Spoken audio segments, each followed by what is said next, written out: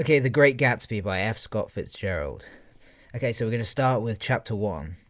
Okay, so what happens in this chapter? Okay, so the narrative voice of Nick Carraway is introduced. The settings of West Egg and East Egg are also introduced.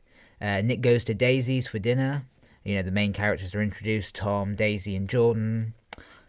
He sees Gatsby for the first time. We see this green light motif, which is introduced. We have Nick's transition from sort of enthrallment to disillusionment, tension, and yet also sort of commonality between Tom and Daisy, Gatsby's distance from his goal, all these sort of things.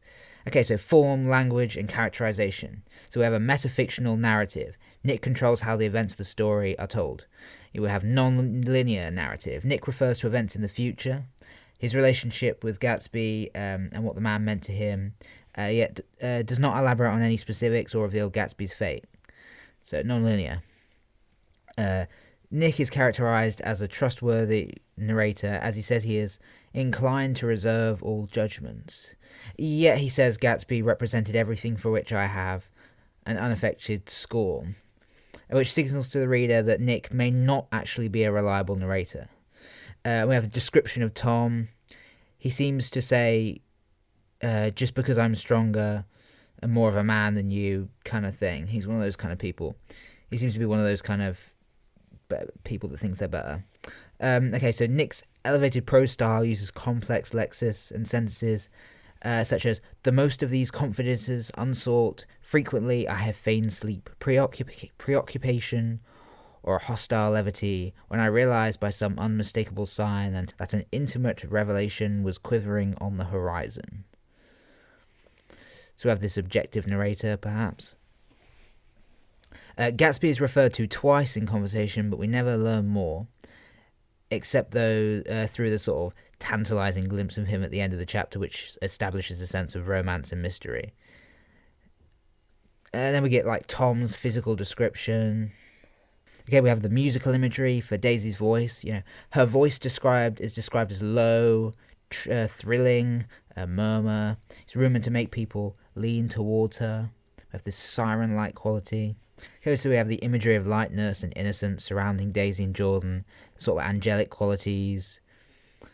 With this white dress and the breeze, if they've just sort of blown back in after a short flight around the house. And Daisy mainly speaks in simple sentences. What do people plan?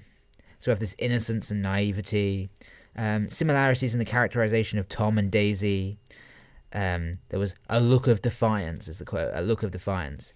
We have this idea of Tom controlling Daisy, being domineering, possible antagonist.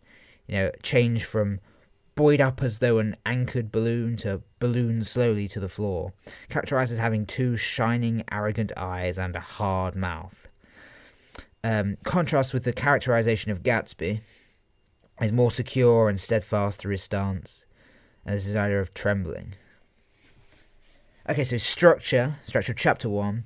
Intensification of tension as Tom's infidelity and Daisy's unhappiness becomes apparent. Nick moves from excitement to enthrallment with Daisy, with disillusionment with her basic insincerity, acting out in microcosm the journey of understanding he undertakes in the rest of the novel.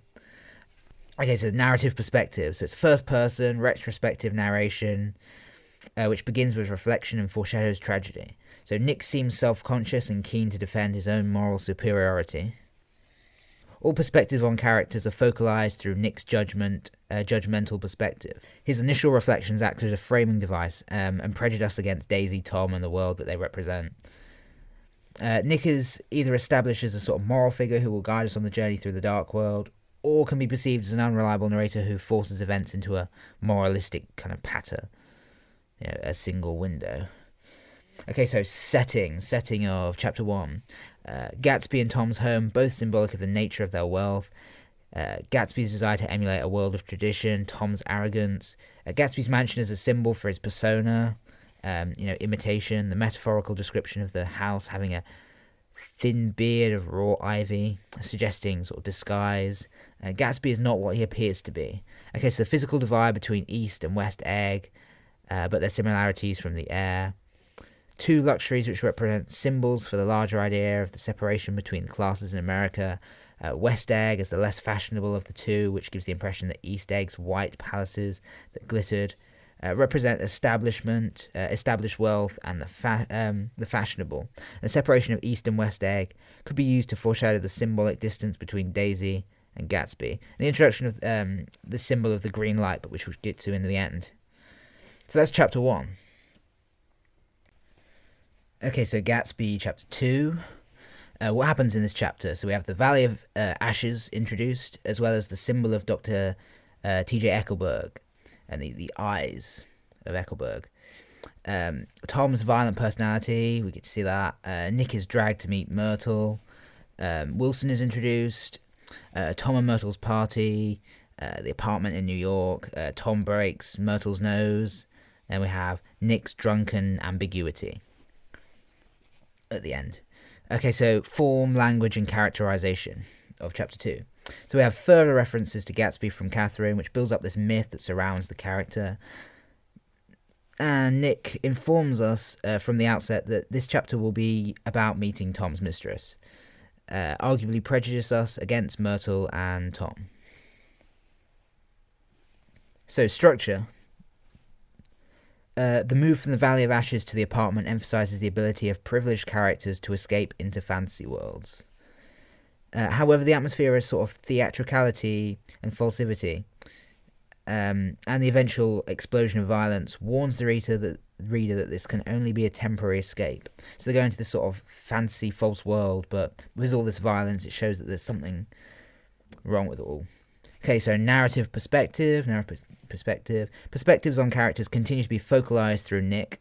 Nick demonstrates ambivalence about what he discovers, reflecting that he is still in a state of conflict over the duality of pleasure and dangerous excess. Nick's status as an outsider is summed up by his being within and without. Yet Nick's obsession with aesthetic considerations calls into question how far he can really disassociate himself from privilege. He feels that the garage must conceal sumptuous and romantic apartments, as though he cannot endure the reality of squalor. So that's interesting. He feels compelled to remove the spot of lather from Mr. McKee's face as well. Okay, so setting. So here we get the Valley of Ashes associated with the grotesque corruption of nature and with death, perhaps alluding to the wasteland. Foreshadowing subsequent tragedy, further emphasised by Myrtle's words, "You can't live forever. You can't live forever," which is repeated. A strong contrast with the world of wealth in the previous chapter, and with Tom's secret apartment, and then the motif of Dr. T.J. Eckelberg's eyes, the tastelessness and over-decoration of Tom's apartment intensifying awareness of this sort of dual existence. So that's chapter 2.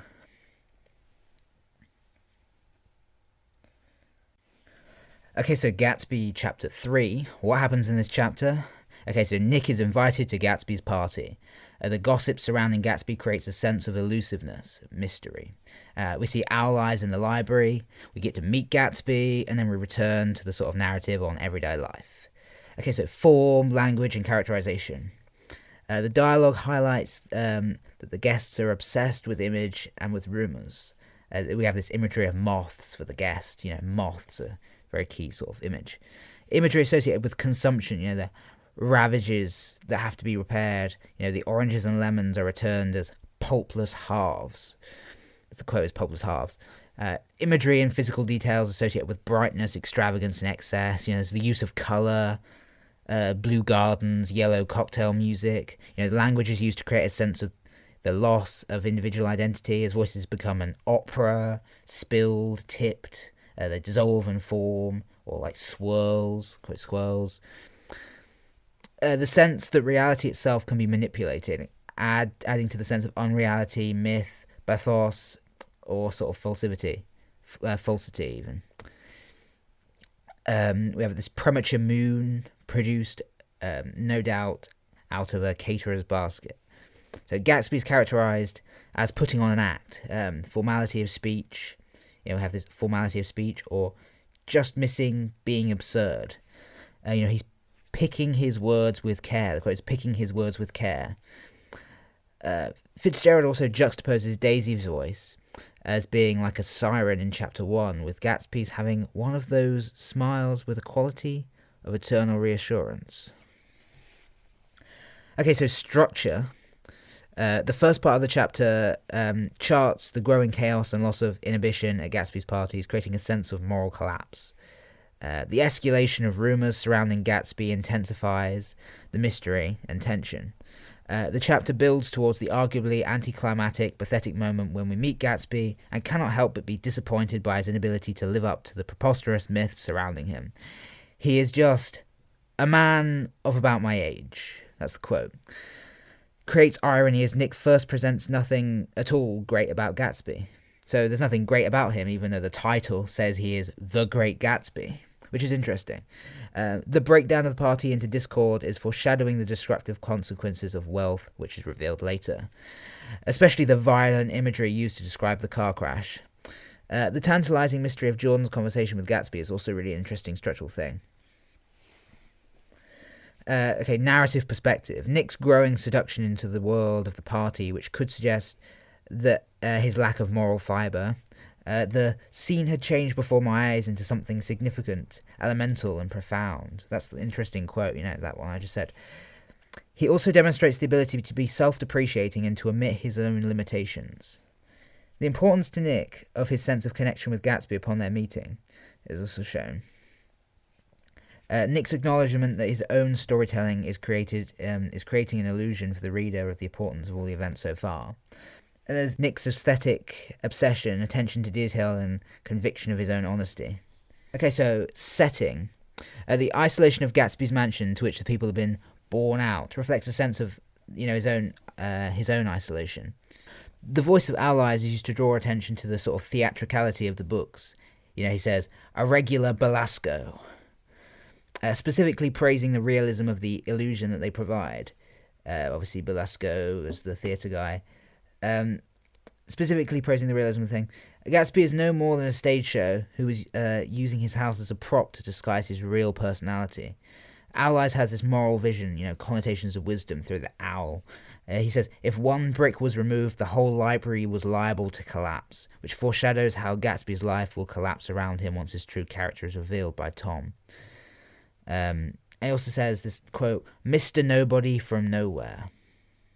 The library is a symbol of Gatsby himself. You can say Gatsby has gone to the effort of buying real books, but the fact that the books are not cut, the quote is cut, and another quote is real, you can use those good quotes, suggests that he has not tried to read them, and they are not simply there, and they are literally simply there for aesthetic purposes only, which links to this idea of materialism. You can argue the house foreshadows future revelations about Gatsby's own fabricated identity. The mansion is made out to seem sort of ostentatious and brash, and although it's full of glamorous people and guests, they're ultimately empty, they're pulpless halves. And then we have this mystical language that makes the home seem untouched after the party, emphasising that none of these people are truly important to Gatsby, and we have not yet learned what motivates him. And obviously we'll later find out it's Daisy. The exciting yet sinister characterization of New York City is reflective of the ambivalence of Nick's thinking. So that's an interesting ending thing. So yeah, that is chapter 3. Okay, so chapter 4 of The Great Gatsby. What happens in this chapter? Okay, so we get a list of the people attending Gatsby's parties, this big, long, dull list, which is very boring, but it's important, which I will say in a sec why. And Gatsby's partial life history. We have this dialogue with Gatsby. We have lunch with Wolfsheim. He bumps into Tom. And then Jordan's narrative about how Gatsby and Daisy know each other. Okay, so language, form, and characterization. So the opening line of the chapter juxtaposes the church bells and the mistresses, emphasizing that immorality is universal. So this juxtaposition of church bells and mistresses, very important. Dialogue between Gatsby's guests shows their obsession with gossip. The disintegrating railway timetable symbolizes the guests' ultimate insignificance, at least in Nick's eyes. Okay, so we have the use of Gatsby's voice, yet its authenticity is undermined immediately by his blatant lies. The fact that Gatsby reminds Nick of skimming hastily through a dozen magazines, highlighting his sort of overzealous desire to achieve success in the eyes of society. Okay, so we get a loss of Gatsby's elegant sentences and composure as they leave his home behind. And then we get this sort of regaining of the self-consciousness as they near the city, which is quite interesting. And then we have this anti-Semitic physical stereotype used to convey the appearance of Wolfsheim, his cuff made of molars and all that disgusting stuff. Wolfsheim's references to friends dead and gone foreshadows Gatsby's own death. Daisy, further characterized as pure and ethereal, dressed in white. Irony, as Fitzgerald later shows, she's not completely pure, but very materialistic. We reveal her maiden name, Faye, which means fairy, which connotes to being fickle, childlike, like a siren figure, mythical and enchanting Gatsby, just like a fairy. So that's interesting. Faye meaning fairy. We get Tom as a hypocrite. So basically he's in a basement, illegal drinking speakeasy. He's got this very corrupted personality. Obviously he's violent as well. Basically he's a hypocrite because he later condemns Gatsby for being a bootlegger, even though Tom is complicit with the illegal activities that he does. Nick's transformation of perspective on Gatsby after he hears the story, which is interesting. He says, "He came alive to me." So we have Gatsby as this sort of mythical thing. He was no longer there. That's the quote. Delivered suddenly from the womb of his purposeless splendor. Jordan, as she'd never do. We get to see Jordan as she'd never do anything that wasn't right, juxtaposed with how Nick defines her as incurable dishonest. Sets Gatsby's character apart from Nick's and involves sort of this intrusive retrospect. Okay, so structure.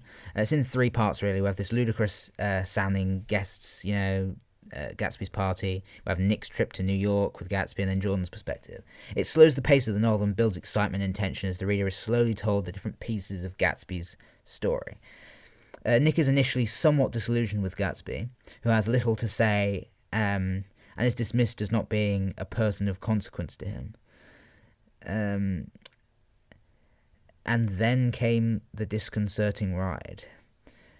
So it inaccurately refers to San Francisco as being in the Midwest, a young Raja hunting wild game in all the capitals of Europe. Made to sound incredulous and hyperbolic. And the car journey is a turning point for his view of Gatsby. We get proof of Gatsby's war medal from Little Montenegro. Confusion over Gatsby's character, it gets confusing. We're briefly given the hope that he will learn the truth about Gatsby, but this is dashed quickly when doubt is cast on the honesty of his words, which is annoying. And then the sense of hope and expectation when the view of the city from the bridge, when we get the view of the city from the bridges, it says anything can happen, which contrasts sharply with what they encounter in the cellar. Okay, so narrative perspective, we have this retrospective kind of first-person narrator of Nick. We're reminded of the distance between Nick's present self and the past self by the age of the disintegrating railway timetable and by the knowledge he provides of the fates of many of the guests. Drowning, divorced, suicide, which is very bleak, intensifying a sense that he has put the revelry of the parties into a bleak long-term perspective. Nick is perhaps revealed as an sort of intuitive character, as he observes before learning of his woes that Gatsby's love of rubies might exist to ease the gnawings of his broken heart. So that shows how Nick is quite intuitive. Alternatively, this could be seen as his desire to romanticize Gatsby. So that's that.